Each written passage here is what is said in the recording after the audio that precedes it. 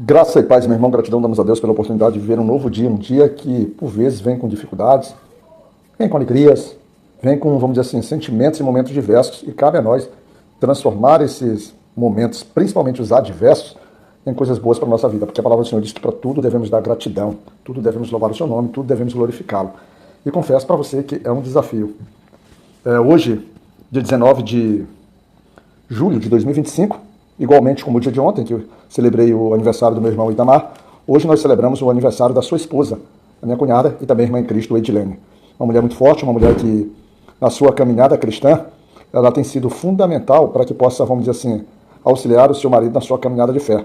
Eles dois juntos têm edificado uma casa, têm criado filhos sobre os costumes, sobre os ensinos do Senhor, levando eles a ter uma intimidade maior com a palavra de Deus e aprender a tomar a decisão. Como, por exemplo, a minha sobrinha Milena, que casou recentemente, né? Muito jovem, está entre 22 e 23 anos ali, muito jovem, e é muito bacana isso. Não é que as coisas, quando a gente está fazendo certo, que elas, inicialmente, aos olhos do ser humano, ela vai dar certo. Dar certo elas darão, mas às vezes, aos olhos do homem, mesmo as coisas que fazemos certo, trarão, ou nós enfrentaremos muitas dificuldades, mas quando nós estamos focados, alinhados, envolvidos, imbuídos a caminhar o caminho de Deus, certamente a vitória é certa. E aí esse papel da minha cunhada, que tem auxiliado meu irmão nessa batalha, tem sido maravilhoso. Feliz aniversário, minha cunhada, que Deus possa continuar a te fazer prosperar nessa jornada cristã. A nossa meditação de hoje está em Salmos, capítulo 45, e a gente vai usar o versículo 7 como nosso centro de trabalho. E nele está escrito: Tu amas a justiça e aborreces a impiedade. Por isso, Deus, o teu Deus, te ungiu com óleo de alegria mais do que a teus companheiros. A primeira coisa que a gente deve, estudando aqui esses salmos, né? Existem salmos que o próprio título já indica para o caminho que às vezes você nem atentou. Ou seja, às vezes você ainda não teve, vamos dizer assim, a indicação do Espírito Santo que aquilo retrata aquele foco. Mas quando você começa a ler, começa a buscar, você começa a perceber por que é que determinados salmos eles apontam com uma relação profética entre Cristo e a sua igreja. Esse salmo, ele descreve a relação de um casamento de um rei, mas uma festa de celebração de um casamento, uma indicação ali de quem é o rei, de quem é a sua igreja, do que acontece e dos seus servos em si. Mas as características que estão nele, porque ele foi usado para louvar dentro do templo, nos indica que ele é muito mais do que um salmos feito por servos para poder agradar, vamos dizer assim, a vaidade de um rei. Ou simplesmente para poder, vamos dizer assim, agradar um rei, que é um rei humano. Que aí, segundo a possibilidade de se aplicar aqui, como é no templo, na época do templo de Jerusalém, ele está muito ligado aqui à possibilidade de ser feito para agradar a Salomão. Há diversas conjecturas sobre isso, conjecturas históricas, a gente não vai tratar sobre isso, não é o nosso foco, mas o que importa é que aqui fala de um rei que ama a justiça e aborrece a impiedade. E é claro que a gente quer sempre na nossa vida prática, e aí a gente para pensar um pouco do que nós estamos vivendo no nosso país. Hoje, no nosso país, nós estamos vivendo um momento de separação, de confusão no campo do aspecto político que está afetando a nossa vida em diversos campos. Temos, inclusive, que nações externas, em tese, está no movimento político de, vamos dizer assim, se direcionando contra a nossa nação. Por quê? Porque nós estamos sob uma confusão sobre como estamos sendo governados. Né? Não quero entrar aqui no aspecto da justiça ou da injustiça, mas a palavra diz aqui, o que eu quero dizer aqui, quando nós somos governados por alguém que está ligado à justiça, está ligado, por exemplo, aos princípios que Deus estabeleceu, está ligado ao temor a Deus, ou seja, governa a sua nação dessa forma, com certeza, essa pessoa, ela se faz de um grande valor, ela se faz, com, vamos dizer assim, como um destaque diante ali da obra do Senhor.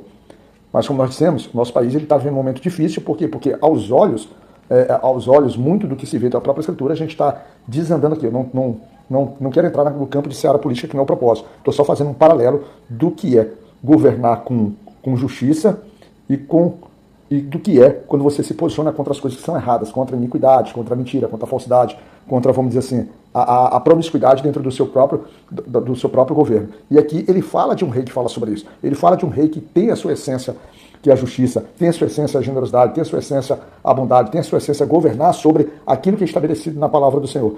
E aqui ele fala sobre isso e ele diz assim, e essa pessoa, ele se destaca mais do que os seus companheiros. Quando você volta no versículo 6, e esse rei, ele está vivendo isso, ele tem essa característica, e aí a gente, por que ele é como salmo messiânico? Porque quando ele volta no versículo 6, ele diz assim, o teu trono, ó Deus, é eterno e perpétuo. O cetro do teu reino é um cetro de iniquidade, de equidade, ou seja, o teu cetro é um cetro de justiça.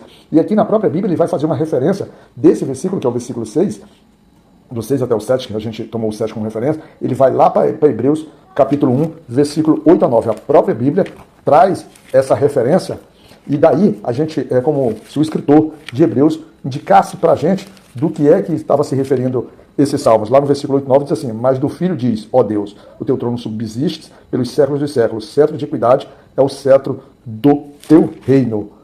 Amaste a justiça e aborreceste a iniquidade. Por isso, Deus, o teu Deus, te ungiu com óleo de alegria, mais do que a teus companheiros.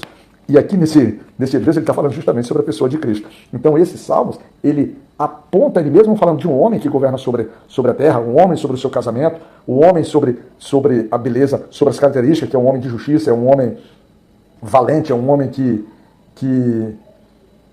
vai governar perpetuamente, e que as vestes dele ele são vestes maravilhosas e perfumadas.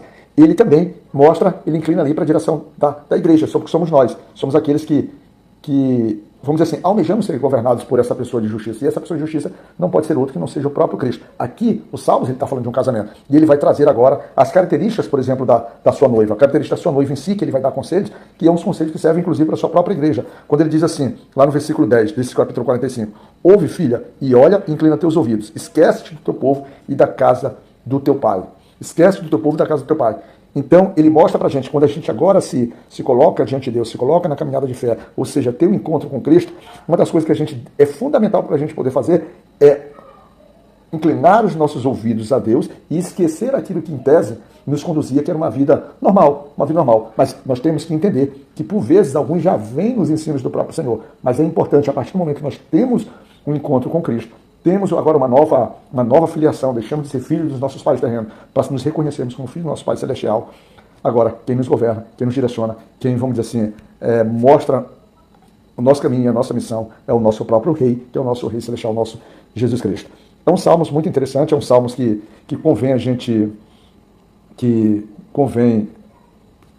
observar com coisa. E ele ainda faz uma missão bem interessante. Ele ainda faz uma coisa bem interessante. Ele diz assim, ó: a filha de Tiro estará ali com presentes, os ricos do povo suplicarão o teu favor. De alguma forma, as pessoas passarão a tentar, vamos dizer assim, se aproximar de ti. Tentarão, inclusive, a corromper a tua própria decência, a tua própria moral. Mas tu vai estar inclinado, tu vai estar, vamos dizer assim, já moldado, já vai estar fortalecido, porque tu olha para o teu rei, tu olha para o teu Senhor, inclina os teus ouvidos. E aí, isso serve para você, meu irmão, isso serve para mim, isso serve para a tua igreja como um todo, tá certo? Fique na graça de Deus Pai Todo-Poderoso e Misericordioso, que a gente possa se encontrar na graça e proteção de Deus. E que Deus nos cuide, meu irmão.